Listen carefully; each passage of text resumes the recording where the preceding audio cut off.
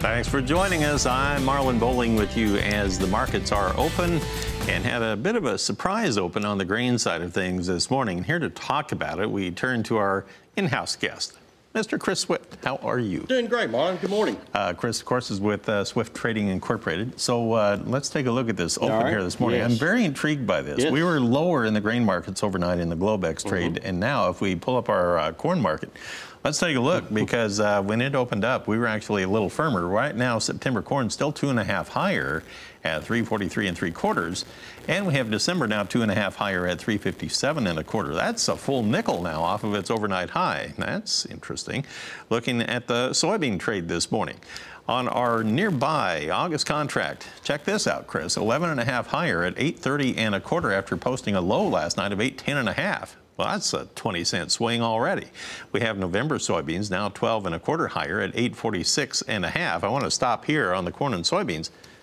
Any inkling what happened here on the open this morning? No, really, I don't. I haven't seen anything or read anything. And the only thing I can assume with the corn, you're still at intrinsic value. The USDA on Thursday did not raise the yield of what most analysts had anticipated to 174.9 or 175.1. They kept it at 174. Which so, they normally do, right? Yes, they normally stay the same. It's very difficult to get the crop much better than it already is by this time, and we begin to see some deterioration from this point forward. But right now, it doesn't look like much of any at all. So.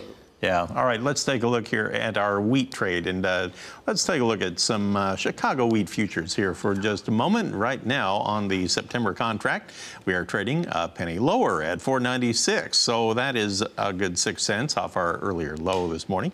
The December contract is now down 3/4 and now down a penny at 5.11 1/2. As we move on to our Kansas City wheat market this morning, we currently have September now 1 3/4 lower at 4.90, and now you have your December contract down 2 1/4 at 5.14 per bushel. So interesting that the wheat is trading completely separately from the corn and soybean trade here so far this morning.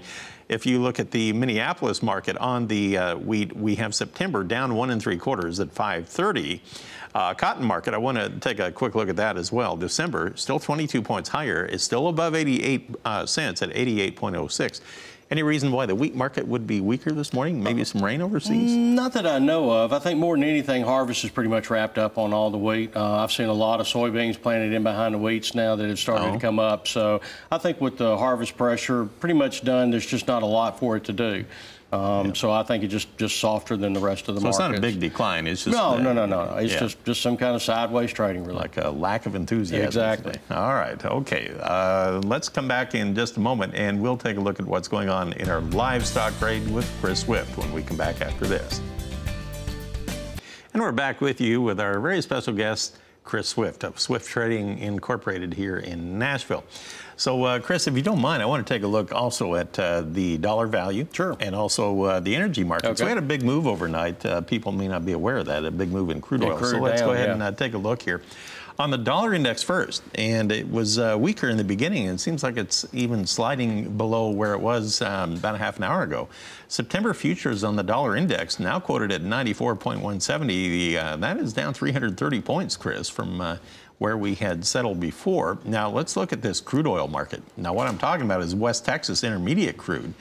Wow, when we opened up this morning, or when we went on the air, we were actually down by, I'd say about $1.30 or something like that. Now we have August futures down 243 at 68.48 per barrel. That's within a dime of its low now so far today.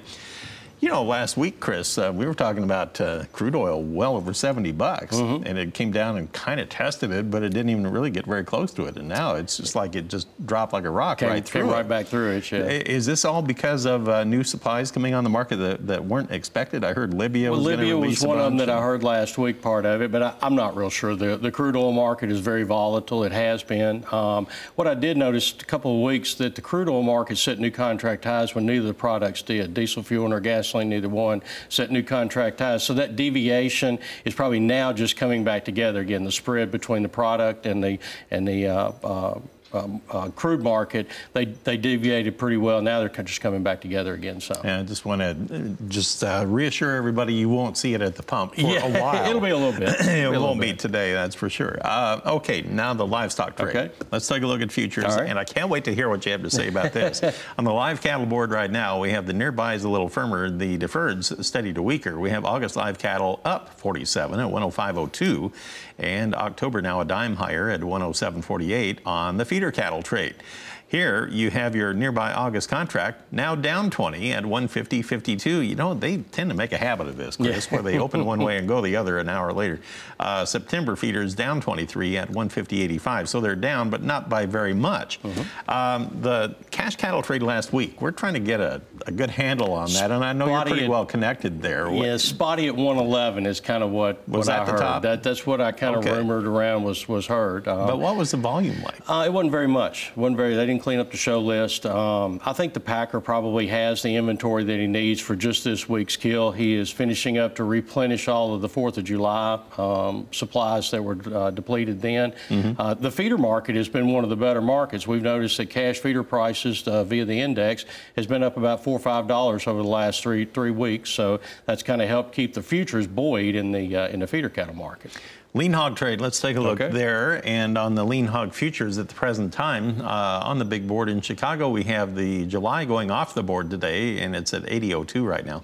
August, though, is down a dime at 70.05 per hundredweight. We have October down 48 at 54.82. So a little weakness showing up now, but we had been higher for a little bit. Do you expect much out of this? The hog market's in a bear market right now. We've set new contract lows. I think it will probably continue a little bit lower, but with the 4th quarter hogs already discounted to the extent they are, it's going to be pretty tough to see them go much lower unless something else happens. And we have the cattle and feed report coming out Friday, and I believe a cattle inventory report. Yes, I think so. Semi-annual. Yep. And sometimes those can be kind of hard to wrap your brain around. They can be. They can have surprises. Yep. All right. Well, it's good to visit with you. Pleasure. Thanks always. for stopping in again. Yes, sir. Chris Swift of Swift Trading Incorporated, right here in Nashville.